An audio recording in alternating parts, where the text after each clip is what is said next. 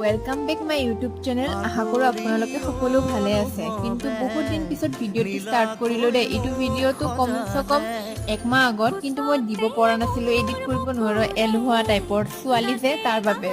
পাছত এনেকে টোপনিৰ পৰা ভাঙি আমি একদম জলপাইগুৰি পালো। পোৱাৰ পাছত হেৰাই যোৱা এটা বস্তু দেখা পালো, আমি ৰিক্সা। আমাৰ তাতে ৰিক্সা দেখাই পোৱা নাযায়, বাট পালো, দেখা পাই ভাল লাগিলে। এনেদৰে আমি খাই লৈ নেপাল যোৱাৰ বাবে আৰম্ভ কৰিলো। যোৱাৰ সময়ত পাছত নেপালত চকুৰ বাবে আহিছিলো, মোৰ চকুৰ প্ৰব্লেম আছিল, যাৰ বাবে তাৰ পাছত মেডিকেলটোত সোমালে দেখিলো যে এইটো মেডিকেল বুলি ভাবাই নাছিলো, পাৰ্ক বুলিয়ে জানিছিলো। পাৰ্ক নহয়, এইটো মেডিকেল আছিল। ইমান ধুনীয়া, ইমান পৰিষ্কাৰ, সঁচাকৈ দেখা পাই বহুত ভাল লাগিলে। পাছত আমি ৰাতি হ'ল, যাৰ বাবে আমি তাতেই থাকি দিলো, আৰু থাকি দিয়াৰ ওচৰতে ইমান ধুনীয়া নেপালৰ ভিউটো আপোনালোকক জৰিয়তে দেখাই দিলো। আৰু পাৰ্ট 2 ভিডিঅ' আহি